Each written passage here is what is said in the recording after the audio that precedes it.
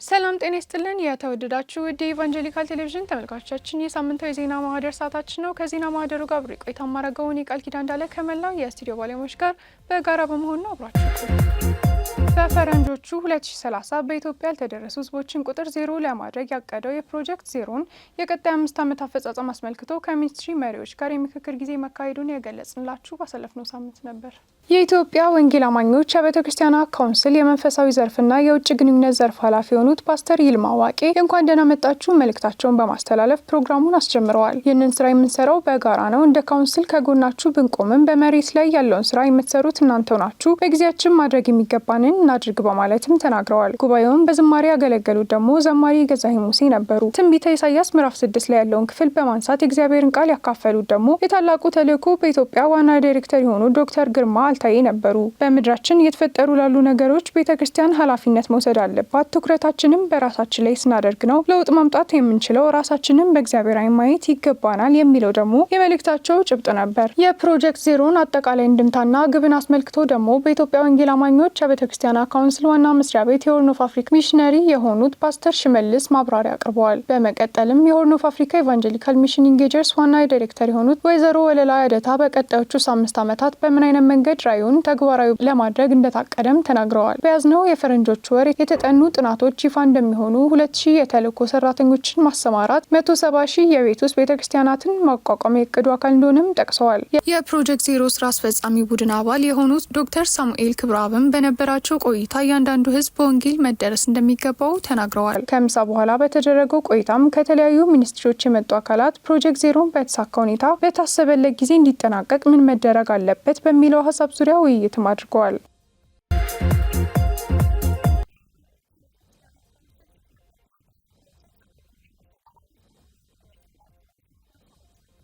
የኢትዮጵያ ወንጌል አማኞች የቤተ ክርስቲያናት ካውንስል ዋና ጽሕፈት ቤት ለክልል ካውንስል ጽሕፈት ቤት መሪዎች ከህዳር 30 እስከ ታህሳስ 1 ቀን 2018 ዓ.ም ለ2 ቀን የሚቆይ የምክክርና የስልጠና ፕሮግራም በአዲስ አበባ ጉዲና ቱምሳ የስልጠና ማዕከል አካሂደዋል። የኢትዮጵያ ወንጌል አማኞች የቤተ ክርስቲያናት ካውንስል ጽሕፈት ቤት ኃላፊ ፓስተር ዶክተር ጌትነት ለማ በስፍራው በመገኘት ለክልል ቅርንጫፍ ጽሕፈት ቤት ሰራተኞች መልእክታቸውን አስተላልፈዋል። ስልጠናውንም ከሰጡት መካከል የካውንስሉ የውጭ ግንኙነት ዘርፍ ኃላፊ የሆኑት ፓስተር አሸብር ከተማ ከክልል ካውንስል ጽሕፈት ቤቶች 40 ክልል ተወካዮች በዚህ ስልጠና ላይ እንደተሳተፉ ገልጸው የኢትዮጵያ ወንጌል አማኞች የቤተክርስቲያናት ካውንስል ከዳይናሚክ ቸርች ፕላንቲንግ ኢንተርናሽናል ጋር በመተባበር በሚስዮናዊነት ተልእኮና መሪነት ላይ የተኮረ ስልጠና እንደተሰጠም ገልጸዋል። በስልጠናው ላይም የክልሎች ካውንስል ጽሕፈት ቤት ሰብሳቢዎች፣ ምክትል ሰብሳቢና ጸሐፊዎችም ተገኝተዋል። በዚህ ስልጠና ላይ የተሳተፉት መሪዎችም ስልጠናው እንደጠቀማቸውም ገልጸውልናል።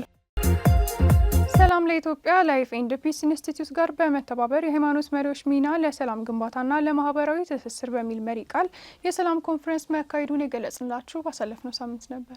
ሰላም ለኢትዮጵያ ከላይፍ ኤንድ ፒስ ኢንስቲትዩት ጋር በመተባበር የሃይማኖት መሪዎች ሚና ለሰላም ግንባታና ለማህበራዊ ትስስር በሚል መሪ ቃል ታህሳስ 2 2018 ዓ.ም በአዲስ አበባ በቤስት ዌስተርን ሆቴል ኮንፈረንስ አካሂደዋል። በመርሃ ግብሩ ላይም የሰላም ሚኒስቴር ተወካዮች፣ የሃይማኖት መሪዎች፣ የቤተ እምነት ተወካዮች፣ የሀገር ሽማግሌዎች፣ የሰላም አምባሳደሮችና የሚዲያ ባለድርሻ አካላትም ተገኝተዋል። መርሃ ግብሩን በጸሎት የሃይማኖት መሪዎች አስጀምረዋል። የመክፈቻ ንግግር የላይፍ ኤንድ ፒስ ኢንስቲትዩት ኢትዮጵያ ዳይሬክተር አቶ በላይነህ ማዘንጊያው ከፍተዋል። የሰላም ለኢትዮጵያ የስራ አስፈጻሚ ኮሚቴ የቦርድ ዳይሬክተር አቶ አለሙ አማረ አሁን ካለንበት ሁኔታ ለመውጣት ምን ማድረግ አለብን፣ የሃይማኖት ተቋማት ለሰላም ያላቸው ሚና እንደ ሀገር ምን አይነት ስልት ይኖረን የሚሉትን ነጥቦች አንስተዋል። ሰላም ለኢትዮጵያ የሃይማኖት አባቶች ለሰላም ግንባታ ያላቸው ሚና ላይና ከማህበረሰብ ጋር በሰላምና እርቅ ጉዳዮች እንዲሁም ሚዲያና ሰላም ላይ እየሰራ እንደሆነም ገልጸዋል። ከኢትዮጵያ ወንጌል አማኞች የቤተክርስቲያናት ካውንስል የውጭ ግንኙነት ዘርፍ ዳይሬክተር ፓስተር አሸብር ከተማ ሰላም ሁለንተናዊ ነው፣ ሰው ከአምላኩ ጋር ያለው ግንኙነት ጤናማ ቢሆን ሰው ከሰው ጋር ያለው ግንኙነት ጤናማ ይሆናል። ሰላም በምድር ላይ ይሆናል ብለን እናምናለን። ሰው ከተፈጥሮ ጋር ጤናማ ግንኙነት ይኖረዋል ብለን እናምናለን። ሰላም ለጥቂት ጊዜ ብቻ የምናነሳው ሰሞነኛ ጉዳይ አይደለም ብለዋል። በመርሃ ግብሩ ላይም ሃይማኖት መሪዎችና ተቋማት ሚናና ጥላቻ ንግግርን በተመለከተ እንዲሁም ቀጣይነት ላለው አስተማማኝ ሰላም የሃይማኖት ተቋማት ሚናን አስመልክቶ በኢትዮጵያ ኦርቶዶክስ ተዋሕዶ ቤተክርስቲያን የፓትርያርክ ጽሕፈት ቤት የጥናትና ኮሚኒኬሽን ኃላፊ ረዳት ፕሮፌሰር ዳንኤል ሰይፈ ሚካኤልና ሀጂ ሱልጣን አህመድ መሐመድ ጥናታዊ ጽሑፍ ቀርቧል። በተጨማሪም በጥናታዊ ጽሑፍ የሰላም ተግዳሮቶች፣ መፍትሄዎችና የሌሎች ሀገራት ተሞክሮች ሊወሰዱ እንደሚገባም እርምጃዎች በጥናታዊ ጽሑፍ ቀርቧል። በመጨረሻም ከተሳታፊዎቹ ጋር ውይይት ተካሂዶ መርሃ ግብሩ ተጠናቋል።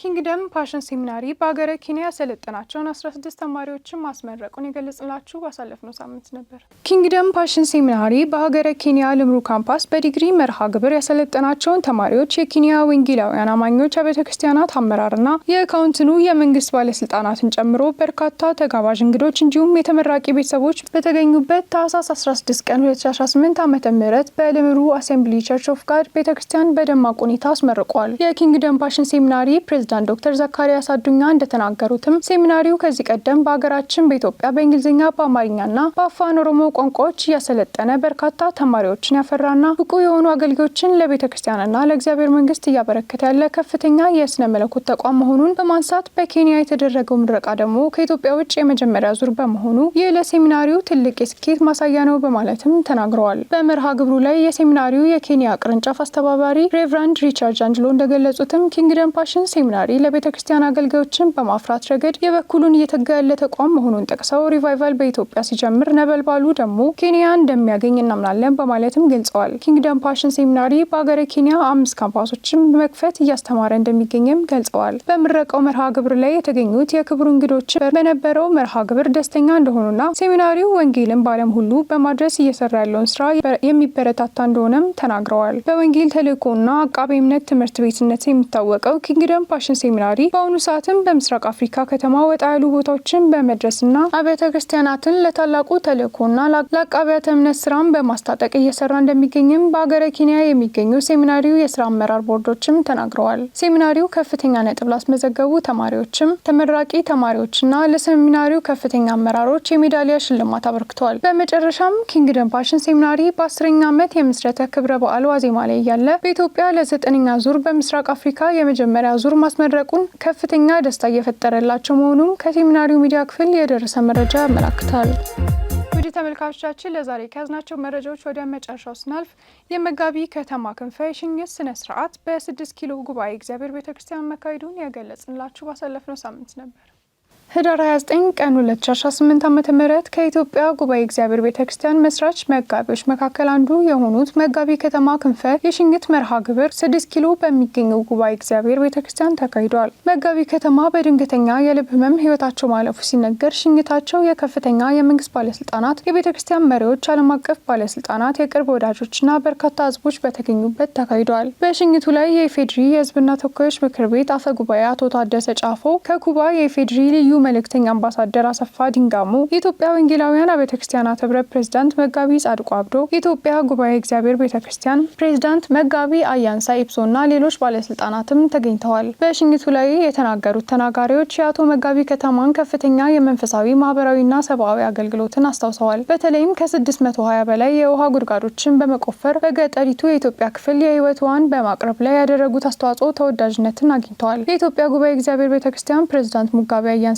ሲያክለውም እንደተናገሩት እርሱ የኢትዮጵያ ጉባኤ እግዚአብሔር ቤተክርስቲያን ወሎ ሰፈር አጥቢያ እንድትመሰረት ያደረገው ጉልህ ድርሻ አይረሳም ብለዋል። የፕሪዝን ሚኒስትሪና የጀስቲስ ፎር ኦል ዳይሬክተር መጋቢ ዳንኤል ገብረስላሴ አቶ መጋቢ ከተማ በእውነት የድሃው ጠበቃ እንደነበሩና የነበራቸውን ዓለም አቀፍ ልምድ ለሀገር በጎ ፈቃድ አምባሳደር በመሆን ለሀገራቸው እንዳገለግሉም ገልጸዋል። በተጨማሪም እርቅና ሰላም በሚያስፈልጉባቸው በርካታ የአገሪቱ ክፍሎችም ለእርቅ የሰሩ መሆናቸውንም አመላክተዋል። በሽኝቱ ማጠናቀቂያ ላይም የኢትዮጵያ ጉባኤ እግዚአብሔር ቤተክርስቲያን ምክትል ፕሬዝዳንት መጋቢ ወይሳ ቱራይሎ እንደተናገሩትም መጋቢ ከተማ በኢትዮጵያ አየር ኃይል ግራውንድ ቴክኒሻን እንደነበሩና በተለይም በኬንያቲካ ስደተኞች ካምፕ ለነበሩ ለበርካቶችም አባት እንደነበሩ በማስታወስ በሀገራችን ኢትዮጵያም በውሃ በትምህርት ቤት ግንባታና በራስን በማስቻል ያደረጉትን ጉልህ የሆነ ሰብአዊ አገልግሎትም ገለጻ ተደርጓል።